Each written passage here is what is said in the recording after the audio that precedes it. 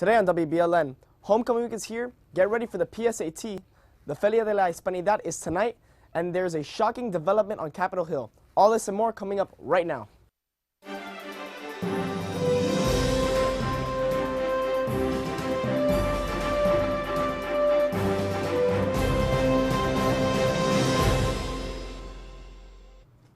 Good morning, Belen. I'm Nicholas Roca. And I'm Stephen Kayes, and welcome to this edition of WBLN. Here are your news for today, October 8th, 2015.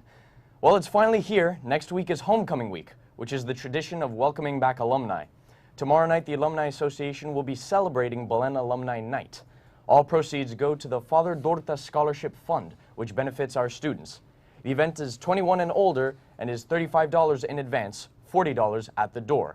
You can register online at www.belenjesuit.org/alumni night. Here's the schedule for the week. Monday, October 12th, Blue and Gold Day. Tuesday, October 13th, Hawaiian Shirt Day. Wednesday, the 14th, College Shirt and Jersey Day. And Thursday, the 15th, is Soccer Jersey Day. And on Friday, for the seniors, October 16th, is Wolverine Day. Fall Varsity Sport Pep Rally homecoming game versus Felix Varela at 4 p.m. Saturday, October 17th is the homecoming dance at the Intercontinental downtown Miami at 8 p.m. You can purchase your tickets at www.belenjesuit.org/homecoming. Next Wednesday, October 14th, PSAT testing will take place for 9th through 11th grades. Students are asked to only bring a calculator and 2 soft lead pencils to the testing room. Phones, iPads, smartwatches, and book bags are not allowed and should be placed in your locker before entering the test room. 9th to 11th grade students should arrive no later than 7:45 a.m. Test rooms will open at 7:55 a.m. Make sure you get a good night's sleep on Tuesday and have a good breakfast Wednesday morning. Lunch will be around noon. All students will be dismissed at 2 p.m. Seniors have the day off. Community service opportunity. The Parish of Holy Rosary, St. Richard's, needs volunteers for their International Food and Art Festival on November 7th, 2015. They especially need juniors and seniors to help out with the parking situation. But they also need help in many other areas. They're located at 7500 Southwest 152nd Street. Please contact Jerry Chouette at 305-253-9681 to schedule your shift. The annual Feria de la Hispanidad is tonight at 7 p.m. in the Garrido Family Plaza. Come out for food, music, and fun. The Humanities Department, along with Belen's award-winning thespian troupes, will present their fall production, Thespians 101, for 3 performances only next Thursday and Friday evenings at 7:30 p.m. and Sunday at 3 p.m. The performance will include an ensemble and duet acting scenes, monologues, solo, duet, and small group musical numbers, as well as a one-act play. Tickets are $10 and available online or in room I-101 and the box office. A shocking development on Capitol Hill in the race to find the next Speaker of the House. Majority Leader Kevin McCarthy dropped out of the race to succeed retiring Speaker John Boehner yesterday. The California Republican was believed to be the favorite to succeed Boehner and appeared to have the votes to win the GOP nomination for the post. But his momentum appeared to have stalled amid resistance from some staunch conservatives. McCarthy said he withdrew when it became clear to him that House Republicans were deeply divided. He urged his colleagues to unite behind one leader. McCarthy's decision. We've been going through this campaign, talking to a lot of members, but the one thing I've always said: to earn this majority, we're servants. We should put this conference first. And I think there's something to be said for us to unite. We probably need a fresh face. I'll stay on as majority leader. But the one thing I found in talking to everybody, if we are going to unite and be strong, we need a new face to help do that. McCarthy's decision came as Republicans were set to vote on a nominee. Boehner postponed the vote to a later date, although some think the vote should have taken place. I was real disappointed that Mr. Boehner maybe would call a recess for maybe 30 or 40 minutes to tell everybody to come back and vote on the 2 candidates that we have. We have 2 good candidates, Dan Webster and Jason Chavez from Utah, and I think that was a mistake by the Speaker. We should have had a vote today. Doctors Without Borders is accusing the United States of committing a war crime. The charge comes after Saturday's deadly airstrike that took out one of its hospitals in Afghanistan. The White House maintains it was a tragic mistake, as the president calls to offer an apology. Doctors Without Borders says even war has rules. And the question now is, did the United States break those rules with airstrikes on a Doctors Without Borders hospital in Afghanistan Saturday? 12 staff members and 10 patients died. Dozens were injured. On Wednesday, Doctors Without Borders called for an unprecedented, independent investigation by the International Humanitarian Fact-Finding Commission, which has been around a quarter century but never actually used. The White House says President Obama called Doctors Without Borders on Wednesday to apologize and express his condolences, and that he is confident in the current Department of Defense investigation, but didn't say whether he supports the independent one. Doctors Without Borders says it's notified coalition and Afghan forces of its coordinates just days before the bombings happened. Moving to what's happening in Syria, the U.S. military has had to divert 2 aircraft over Syria to avoid a Russian jet. A senior defense official said 2 F-16s were headed from Turkey's Incirlik air base, attempting to bomb an ISIS target near Raqqa when it happened. They were not able to complete their mission. U.S. pilots have strict orders to change flight paths if a Russian plane comes within 20 nautical miles. The rule exists because there is no agreement with the Russians yet on maintaining mutual flight safety rules and practices. In fact, the incident happened in the days after the first meeting between the two sides to discuss air safety. This is the first time U.S. jets have had to divert since Russia began military operations in Syria at the end of September. A Pentagon spokesman said the incident occurred over the past few days, but offered few additional details. Now we move on to Alejandro Guerrero to see what's going on around our hallways.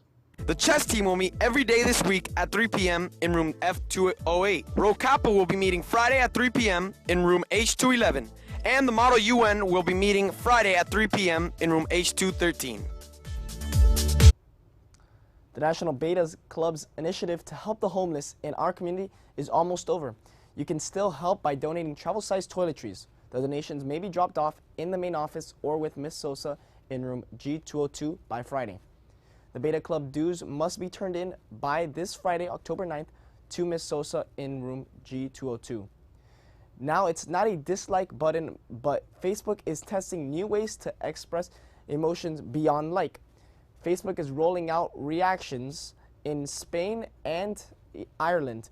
They are new buttons that Facebook says express a broader range of emotions. They include love, wow, and yay, as well as happy and sad faces. A Facebook official says the new buttons could become available to U.S. users in a couple of weeks. Stay tuned as we bring you weather and sports right after this messages.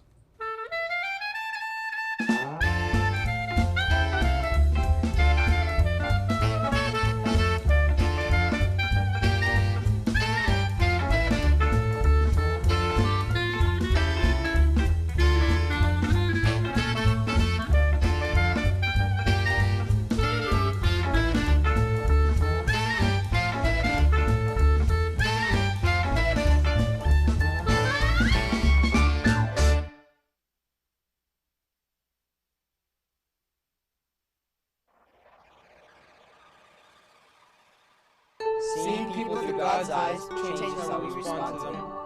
Our life has dignity and value. Because each and every one of us is uniquely made in God's image. The sanctity of human life is modeled through Jesus Christ, who said, "Whatever you did for the least brothers of mine, you did for me." Don't be silent in the face of injustice, but be a voice for those who cannot speak for themselves. Make sacrifices, embrace all, and let us see people as God sees them. Every person is made in the image of God. So reach out and speak for those whose voices aren't heard. This is what it means to be pro-life.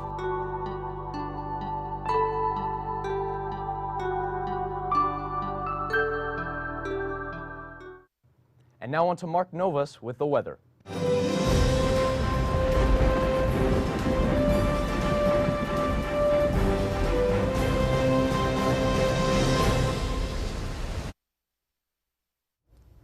Thank you, guys. This morning has been pretty sunny outside, but we should be expecting some later afternoon showers.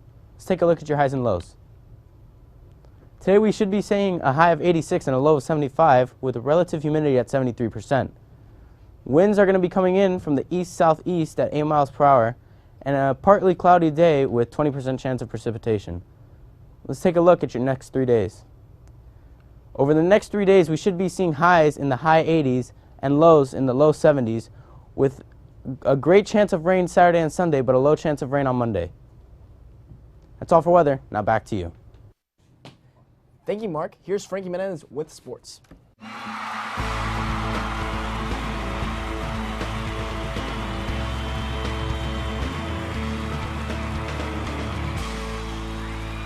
Thank you, guys. The middle school cross-country team captured the Junior Orange Bowl championship, besting 25 other schools from the county. The Wolverines scored a meat-low 22 points to finish ahead of the nearest opponent, who got 124 points. Belen was led by second-place finisher Austin San Juan, Matthew Bryan, 4th place, Vicente Sanchez, 7th place, and Adam Magulis, 8th place. Other top finishers for Belen were John Lee, David Jimenez Pinilla, Eduardo Morazo, Carlos Bailey, Dominic Chiapon, and Diego Belfort. The middle school JV team also came in first place at the Junior Orange Bowl Championship. Diego Gomez was the overall winner of the race. Other top finishers for Belen were Christian Fernandez, Sebastian Castillo, Lucas Morales, Benjamin Pasternak, Julian Decolibes, Thomas Duque, Alejandro Herrera, Jose Sarhaluki, Enrique Mankelai, and Daniel Oliu. The middle school volleyball blue team plays at Holy Rosary. Game time is 3:45 p.m. The sixth grade basketball team will host Our Lady of Lourdes at 3:45 p.m. The varsity swim team will participate in the Ransom Invitational competition, which goes on today and tomorrow. Wrestling workouts will begin at 3:30 p.m. Tomorrow, Belen Jesuit will host the all-conference cross-country championships. Competition begins at 9 a.m. Varsity basketball tryouts will begin on Monday, October 26th in the gym at 4:30 p.m. You must have completed all physicals and required forms prior to the first day of tryouts. All forms and information can be found on the athletic webpage. Attention soccer players. Tryouts for the varsity soccer team are right around the corner. Tryouts are Monday, October 12th through Wednesday, October 14th at 3:30 p.m. on the Hernandez Field. Junior varsity soccer tryouts are October 15th and 16th at 3:30 p.m. and October 17th at 9 a.m. Tryouts will be held on the Hernandez Field. Former tennis star James Blake will get to face the New York officer who tackled and handcuffed him. This video of the incident outside a hotel last month. Blake says he was waiting to attend the U.S. Open when the officer threw him onto the sidewalk, thinking he was a suspect in a credit card fraud investigation. Blake says the officer never identified himself as police, and he was terrified. New York Civilian Complaint Review Board is now recommending charges should be filed against the officer who tackled Blake. The board also found a detective should be punished for abusing his authority. Blake's attorney says his client appreciates the review board decision. That's all for sports. Have a great Leif Erikson Day. Now back to you guys. Remember, you can purchase your pink ties and other items at the Wolverine Den. The pink tie can be worn throughout the entire month of October. Registration is open for the 3rd annual Battle Like a Wolverine 5K, so register early and save money. Registration is on www.battlelikeawolverine.com. Be sure to follow us on Facebook and Twitter for all the latest news and photos. I'm Stephen Kayas. And I'm Nicholas Roca. Thanks for watching WBLN, and stay golden, Wolverines, and have a great Leif Erikson Day.